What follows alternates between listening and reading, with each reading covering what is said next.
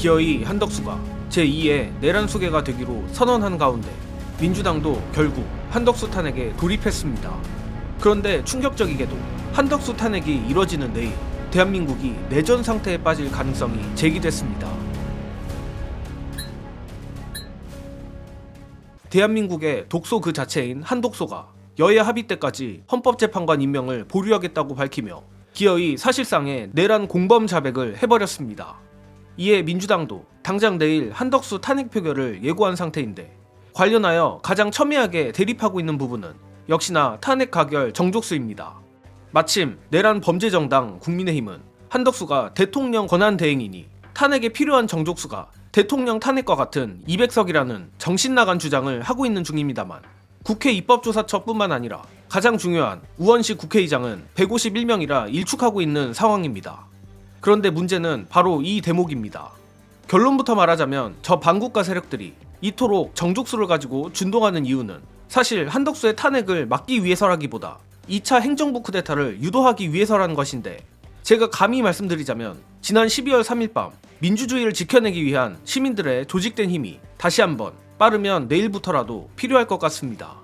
관련해 저 내란 세력이 그리고 있는 충격적인 대한민국 내전 시나리오 보시고 이어가겠습니다. 내일까지 임명 절차 안 밟으면 임명 안 하면 민주당이 탄핵 절차 밟는데요 내일. 근데 한 독소조항 탄핵 뭐 통과되겠지. 그럼 그 다음은 또 어떻게? 그 다음은 극도의 혼란상이 올 거예요. 일단은 탄핵 소추가 됐다는 걸 인정 안 할 겁니다. 한덕수 본인 자체가. 그리고 출근을 계속 할 거예요. 에? 왜냐하면 200명 안 됐잖아. 그리고 출근할 거예요. 안 되지. 대통령 권한 대행으로서의 권한 행사를 할 거예요. 아이 그런 얘기 하지 마. 아니 그러니까 극도로 혼란해질 거고 저들이 노리는 게 바로 그런 거거든 지금. 한덕수가 만약에 이 탄핵 소추가 가결됐는데도 출근해가지고 집무를 한다 그러면 원래는 가서 경찰이 못 들어가게 막아야 되거든. 근데 이제 이것들이 또 움직이겠냐고요. 그러니까 이제 국힘은 여전히 국민들을 개돼지로 보고 있는 거죠. 우리가 이렇게 하면은 또 광화문에 성조기 들고 나와서 울부짖는 사람들이 또 있을 거고 아이고. 그런 사람들이 또 국민의 의지에 맞서서 싸울 것이다. 그게 성공할 거라고 생각하는 이 깜찍한 마음을 완전히 부셔뜨려야 돼요. 맞습니다. 그러니까 국민들이 나서서 한덕수도 체포하고 한덕수 출근도 저지하고 그다음에 이제 공무원들도 불복종 운동을 그렇죠. 들어가야 되는 거고 네. 탄핵 소추가 의결됐는데도 출근한다고 하면은 그거는 진짜 물리적으로 저지해야 되거든요. 예전에 4.4 입개헌이라는 게 있잖아요. 네. 그게 수학적으로 전혀 말이 안 되는 소리를 그냥 가결됐다고 의장이 선포했다는 이유로 그대로 가버렸거든. 그러니까 그런 전례가 있어. 이것도 그래서 국회의장이 이거는 의결 정족수는 내가 해석하는 거다라고 얘기한 게 그 의미예요. 유권 해석을 해야죠. 예, 그러니까 국회의장이 가결 선포를 하면 네. 그걸로 효력은 발생하는 거예요. 네. 원래. 그리고 헌법재판소가 헌법상. 접수를 받아주면 직무 정지되는 거예요. 그럼 그걸로 끝나는 거예요. 헌법재판소의 접수도 굉장히 중요합니다. 네.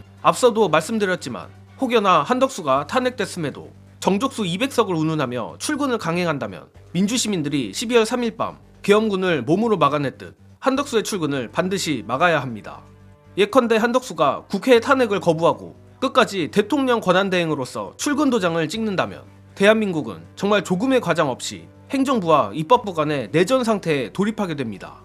또한 한덕수의 출근길을 통제하는 경찰 또는 경호원들 모두 자동적으로 2차 반란군들이 되는 것이고 심지어 한덕수의 지시를 받는 행정부 산하의 모든 기관들은 말 그대로 반국가 세력이 된 겁니다.